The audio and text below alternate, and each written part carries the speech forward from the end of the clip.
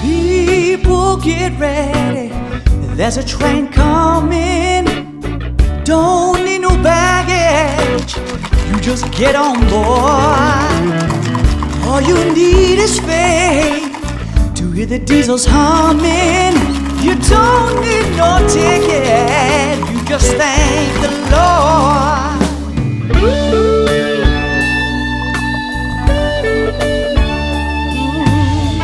People get ready, there's a train to Jordan.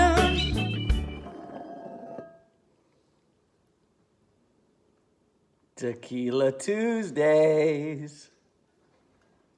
Hey everybody, Daniel for yourvocalteacher.com. Doing my second little installment, answering some questions on YouTube. So calling this one a Tequila Tuesday. So salud everybody, salud. All right. Into the questions. So, and I hope everybody enjoyed the last one. I actually have fun doing this. This is actually kind of cool. Kind of splits my day up and I don't have to make it like a fancy video. I can just do it pretty quick. So thank you. Appreciate it. So Conrad asks, I'm not going to try to pronounce your last name, Conrad. I can't do it because I'm dumb. Okay. Conrad asks, how to train yourself to sing pitch perfect.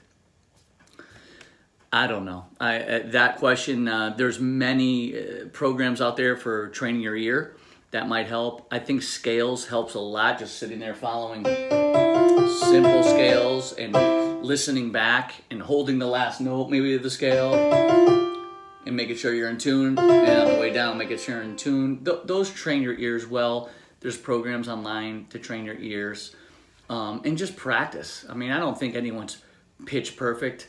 I have a lot of singer friends of mine that's pretty close, but I'm sure you could find them on bum nights too. You know, we all have them. So that would be that. And the names today, this will be fun. All right, I'm sorry if I pronounce it wrong.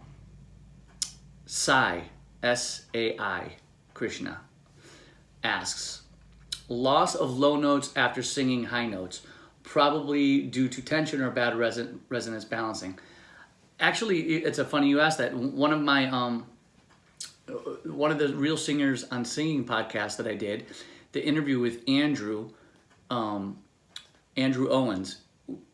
He might even say it on the interview, but I know before or after the interview we were talking about, and he sang a couple notes for me, and they were the lower notes. He's all, excuse me, my voice is a little fuzzy right now because I've been singing high notes all morning. So I believe your voice gets, if you're singing a lot of high notes and then you're going to go sing some low notes, like you got to kind of bring that. The chords are very taut up high. They're a little more tighter. They're stretched. So when you go down low, they're getting looser. And I just think you have to keep the tautness on them, keeping them together. But so it might feel a little uncomfortable, and you might have to kind of get into the groove of that, keeping that tautness on the chords. And that's after singing for a while. Like you might notice after you sing a bunch of high stuff, maybe a couple of high songs, 3-4 songs, scales. But that happens to me too. I would say my low notes get real fuzzy until I just relax into it or take a break and come back. That helps a lot. So I hope that answers that, because that's a real thing. And that isn't, actually Alex, we've talked about that in the past too, because sometimes you're singing a lot of high notes, you go to sing low notes immediately and the voice just doesn't want to click into that groove. So I think a rest and maybe start warming up that area slowly again will help you. So 312 Brendan asks, hey Dan, I am stumped as how an opera singer gets high notes A4 to C5 to go from sounding super chest sounding and soften it within the same phrase, or vice versa. So I guess from like a full supported sound and transition to an unsupported sound in the same breath.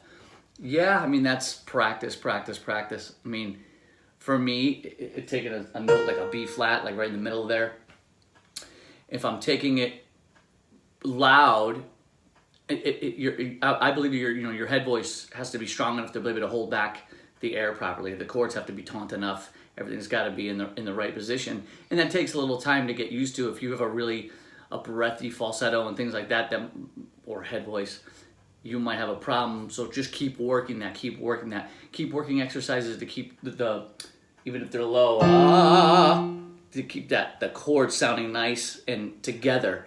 And as you go up, you don't lose that. So if you're doing something like doing a phrase,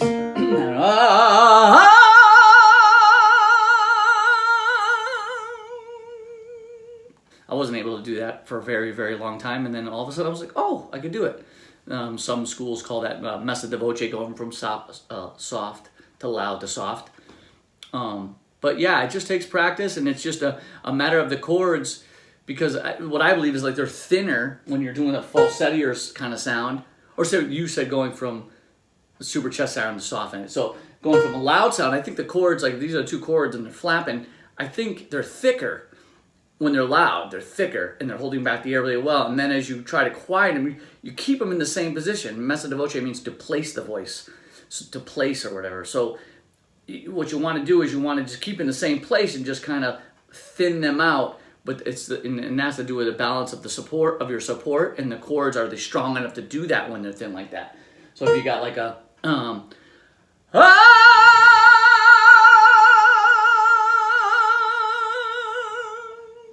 that kind of a thing. So that's a lot of work. I mean, I have a lot of exercises and things I do to prepare for that, to teach, so you can eventually do that. So maybe I'll see you in the future. Who knows? Vocal damage and repair. Oh, Yosto asks, vocal damage and repair causes and solutions. Alcohol doesn't cause damage, so let's get that out of the way. This is really good. I put a little bit of club soda and then lemon juice, and I shook some tequila, chilled it up. It's really good. It's nice and warm out here today. So, vocal damage and repair. I joke about the alcohol. Too much will ruin a day. Causes and solutions. I think a lot of the causes come from, and I used to sing like this, when the chords are just, they're not, they're a little bit more open, and so you have to blow more air to get the sound that you want. And when I was young, I was able to do this. As I got older, it started to fade away. I couldn't use that technique. I kind of had to learn a new technique. So I think it has a lot to do with causes are the chords just aren't, which is kind of, people are always like, oh, relax the throat, relax the throat. I don't believe in any of that. There's a lot of work going on inside the larynx, is where the vocal cords are housed.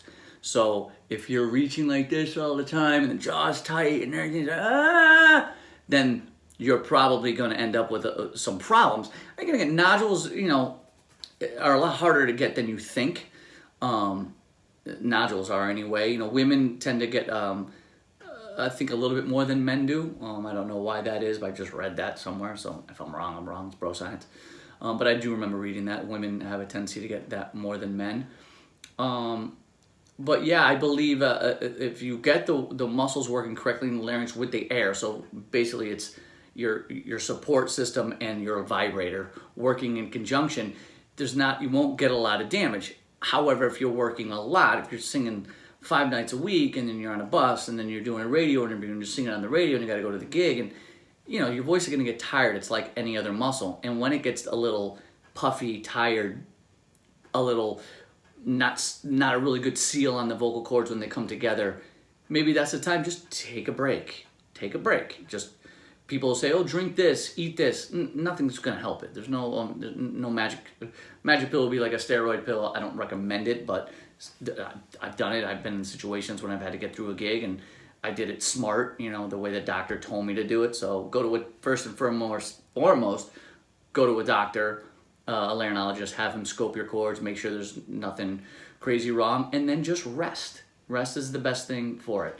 If you can shut up for, one doctor told me, if I could shut up for 3 days, it's the equivalent of taking like a steroid pack. Just silence for 3 days. It's the equivalent of a prednisone steroid pack. So that was kind of a cool thing. So I just go, okay, is there 3 days I can get in and shut up back then? And there was. And I would do it. Repair is like, again, damage and repair. Nothing's going to repair it.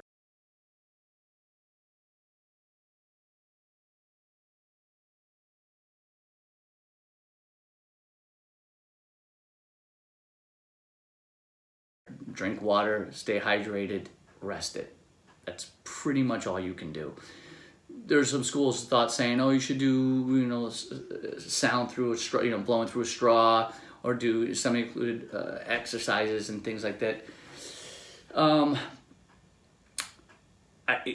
still think silence is the best one, if it's damaged, if it's like really, really bad, then take a break.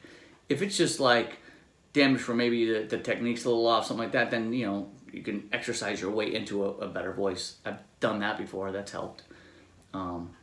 So yeah, hopefully that helps. It wasn't that many questions. That was it.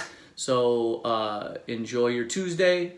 I'm going to as well. Salute everybody. Remember, I still give free vocal consultations. So if you want, reach me at yourvocalteacher@gmail.com, and we can do one. And hopefully you guys are doing well. I'll talk to you soon. Let's keep doing these. I'm having fun. So bring the questions on. You just start sending questions into my yourvocalteacher@gmail.com, and I'll just do videos on this. All right? Take care, you guys. Have a nice day. Bye.